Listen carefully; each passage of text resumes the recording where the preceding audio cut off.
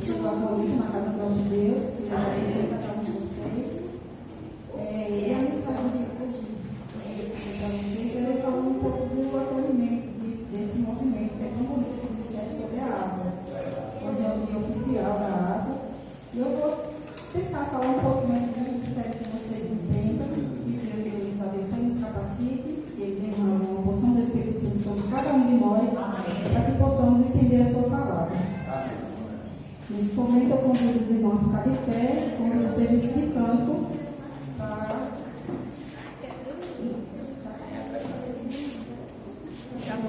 Gente, desculpa, eu estou um pouquinho muito. Bom, vou fazer uma oração. Peço que os irmãos abram a sua Bíblia em Atos 2, 42 a 47.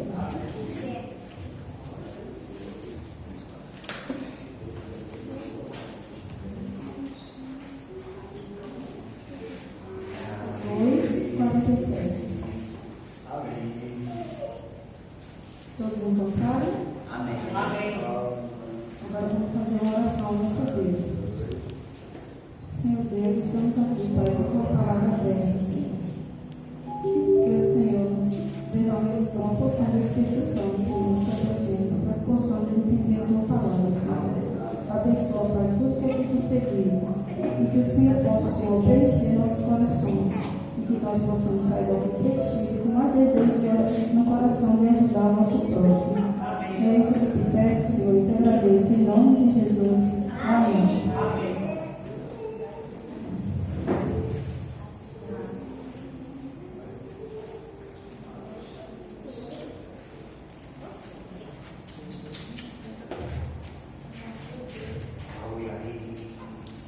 Temos uma introduçãozinha, assim, eu vou ler para vocês. Você já parou para pensar a importância na beneficência social da doutrina bíblica? Desde que Deus chamou a nação de Israel para ser seu povo especial, ele determinou regras, a beneficência social. Assim como no passado, Deus traz também para o dia de hoje. Assim como lá no passado ele tinha regras para cada coisa ali ser bem feita, em nome dele, hoje ele também traz para nós. Eu vou ler aqui o versículo 2, para que a gente possa entender um pouquinho. E perseverava na doutrina dos apóstolos e na comunhão, no partir do pão e nas orações. Em cada alma havia temor e muitos prodígios e sinais eram feitos por meio dos apóstolos. Nós vemos aqui que lá na doutrina com os apóstolos não é diferente de hoje. Como lá atrás eles tinham o desejo de partir o pão com cada um dos seus próximos, hoje também nós fazemos isso na nossa vida hoje. E peço que a gente nunca deixe esse desejo, esse hábito de ajudar o nosso próximo. Amém. 44. Todos os que criam estavam juntos, tinha medo, tinha tudo em comum. Vendia suas propriedades e bens, distribuindo entre todos à medida que alguém tinha necessidade. Diariamente perseverava bondosos no templo, batia pão de casa em casa e tomavam as suas refeições com alegria e singeleza de coração, louvando a Deus e contando com a simpatia de todo o povo. Enquanto isso, o Senhor lhe acrescentava dia a dia os que iam sendo salvos. Aqui quer dizer para nós que naquele tempo a gente, os antepassados, o João, Pedro, lá eles levavam assim a palavra e ali eles iam acrescentando mais pessoas para ajudar a questão. É o que nós temos que fazer hoje. Nós temos que buscar, que visitar, que falar um pouco de Deus e trazer novas conversas. Aqui tem um textozinho que fala assim, que nós não devemos negar ao estrangeiro, vamos amparar os órfãos e a viúva. E na beneficência social do cristianismo, no início, realizam beneficência social como divisor de águas, na forma como os judeus e estrangeiros lidavam com o povo, grupo de conversas. A forma misericordiosa com que os cristãos tratavam sua comunidade atraiu milhares de pessoas ao cristianismo. Nesse temazinho aqui, nesse tema da água, nós temos 4 pilares. Eu vou falar um pouquinho de cada um. Espero que os irmãos entendam. Eu estou um pouquinho nervosa, gente. Espero que eu consiga passar de acordo com que vocês possam entender, porque não adianta ler e a gente não entender. Espero que os irmãos entendam. Os 4 pilares da nova comunidade cristã manutenção na doutrina dos apóstolos. A manutenção da doutrina dos apóstolos não havia espaço para novas revelações que fossem contrárias à Bíblia. Havia respeito ao pastorado e zelo pelas Escrituras. A beneficência social não pode ser superior ao ensino da palavra. Isso aqui tem lá no verso 42 e 43. É que a gente deve não dar espaço para novas revelações, que a gente não fale contrário à Bíblia, que a gente aprendeu, porque às vezes a gente numa visita acaba se excedendo e conversando, tentando ali buscar para que venha para a igreja, e no meio ali a gente acaba saindo do contexto bíblico. E devemos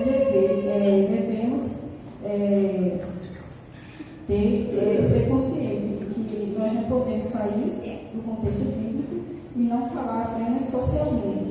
Nós temos que falar apenas da palavra. Temos respeito ao pastorado e zelo pelas Escrituras de Deus. Amém? Amém. O segundo pilar fala em comunhão. Havia senso profundo de comunidade. Os cristãos compreendiam seu papel enquanto unidade e trabalhavam para a missão e abriam espaço para ações. O Evangelho que chegou mais uma vez, não tem. Havia senso profundo de comunidade. Os cristãos compreendiam seu papel enquanto unidade e trabalhavam para expandir o Evangelho de Jesus Cristo. Divisões na igreja enfraquecem a missão e abrem espaço para ações de inimigo. Que está lá no verso 44 e 45. Que a gente possa nos unirmos.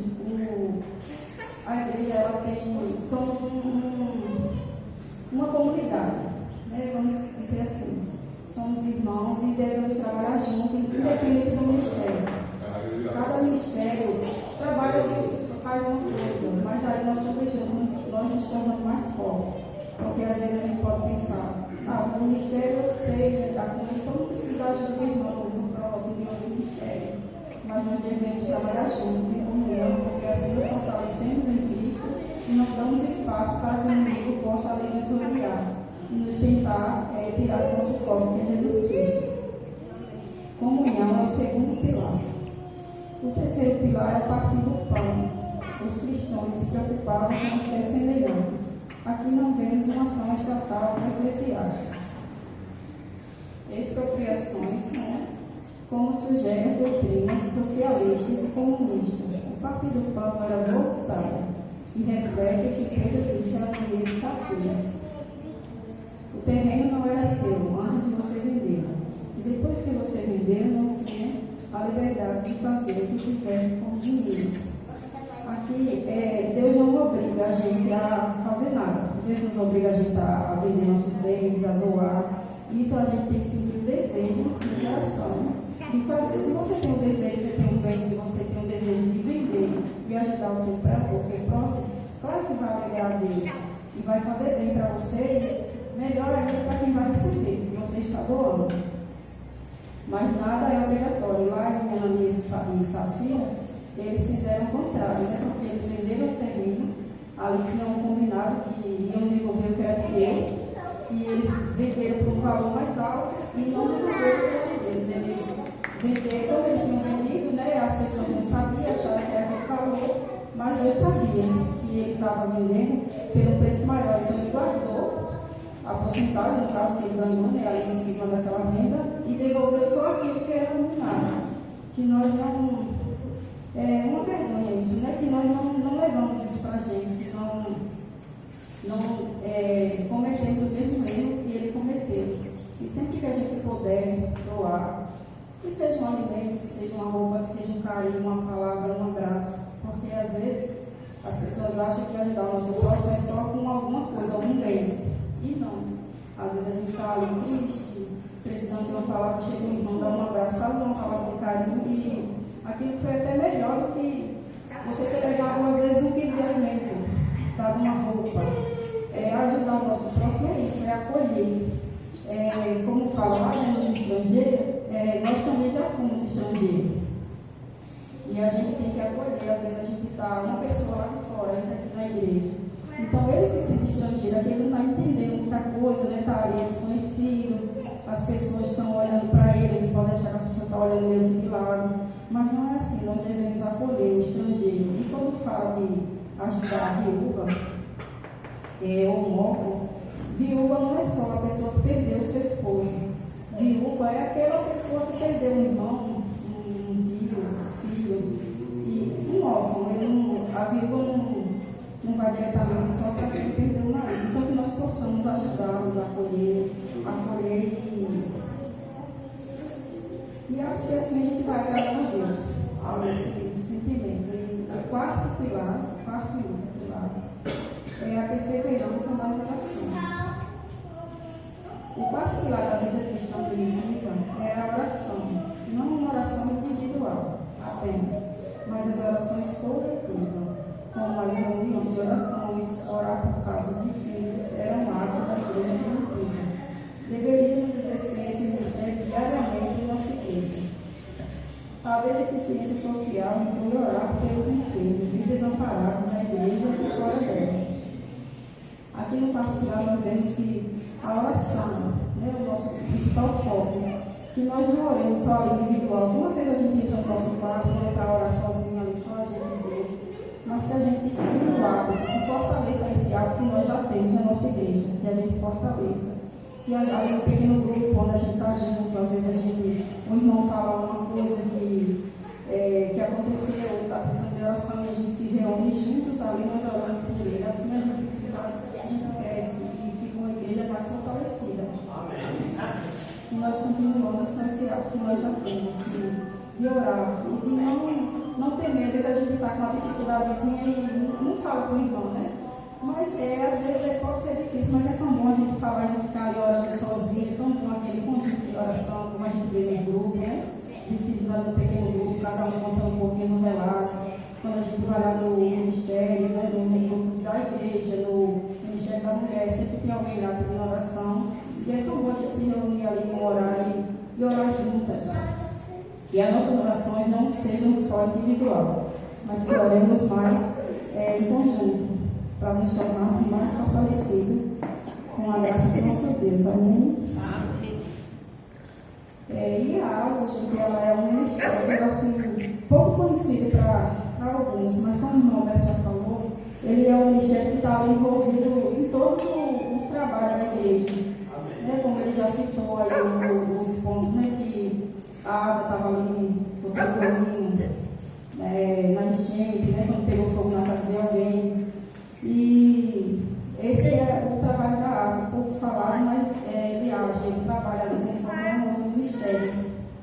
É um ministério muito bonito. Se vocês quiserem ler, procurar saber um pouquinho mais, o trabalho da ASA é um trabalho que age de acordo com a necessidade das pessoas. Aqui tem as doações eram distribuídas de acordo com a necessidade de cada um. A igreja não é um órgão governamental e não tem a obrigação de suprir as necessidades da comunidade de forma aleatória. Mas assim, o dever de ajudar o nosso próximo, não forçado. A gente tem o dever de ajudar de acordo ali com o nosso coração. Né? A gente tem que sentir o desejo de ajudar o nosso próximo. Nós não podemos ajudar porque alguém mandou. Nós temos que ter o desejo do nosso próprio coração, se pegar com Deus e Deus sabe que a gente consegue. Né? E a gente, com Deus, a gente consegue tudo. Quando a gente coloca Deus na frente, a gente consegue ajudar, a gente consegue que tudo seja a permissão dele, né? De acordo com o que ele recebe, porque Deus só quer para nós coisas boas. E a ASA, ela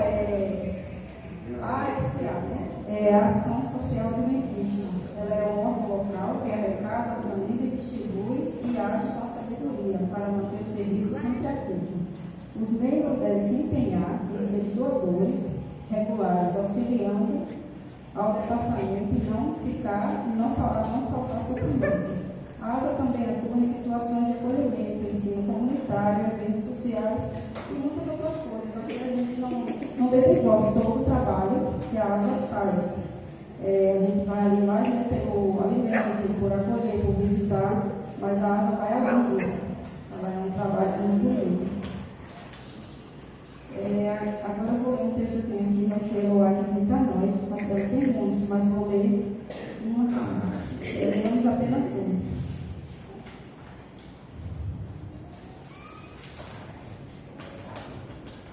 São um legado de Cristo à sua igreja e deve ser cuidado como ele faria. Assim tira Deus a escória, purificaria o ouro, dando-nos aquela cultura de coração e de caráter que nos é necessário. Eis porque nos tem dado a oportunidade de trabalhar para Ele e aceitarmos o serviço como testemunho de amor e lealdade. Deus não força nós a trabalhar para Ele, mas é um prazer trabalhar para Deus, né? Quem não se sente bem para trabalhar para Deus? Não que Ele não tivesse como levar a mensagem, não como Ele não tivesse o que fazer, mas Ele nos deu essa oportunidade de trabalhar com Ele, né? De trabalhar para Ele, sendo semelhantes a Ele. E aprender e se levar um pouquinho daquilo que a gente aprendeu para o nosso próximo. Bom, irmão, essa foi a mensagem de hoje. Espero que tenha dado para vocês entender um pouquinho. E agora eu deixo um apelo para a igreja, que no próximo culto, que vocês tragam aquilo do amor, né, como é falado aqui no nosso alimento. E se não tiverem como trazer amanhã, mas no próximo culto, se organizem, que tragam, que a gente não deixe nunca faltar o alimento para que possamos ajudar o nosso próximo. Agora eu convido o serviço de canto para cantar no final. Hoje ajuda alguém.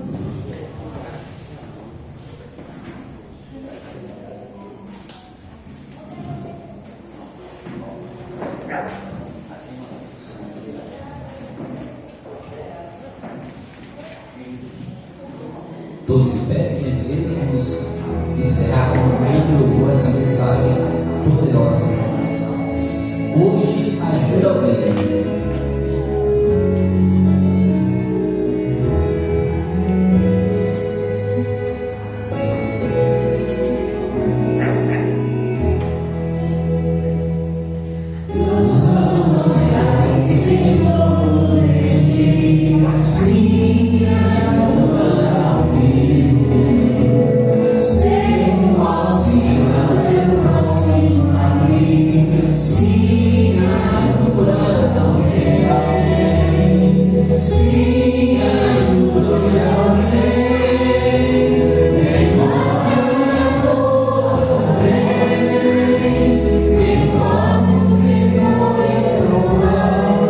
Oh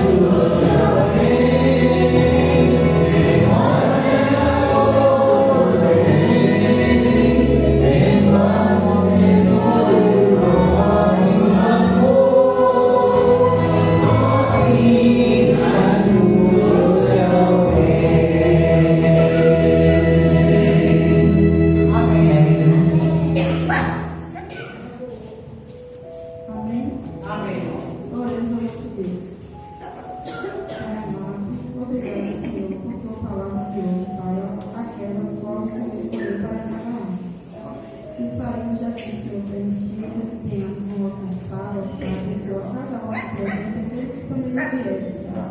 Ensina, Senhor, pelo encontro com os desbravadores, Senhor, nesse momento acampado. Abençoa cada um deles, Senhor, para livramento. Continua, Senhor, cuidando do teu povo, Pai, com esse carinho tão especial que só o Senhor tem. Nos leve em paz para nossas casas, Senhor. É isso que te peço, Pai, te agradeço. Em nome de Jesus. Amém.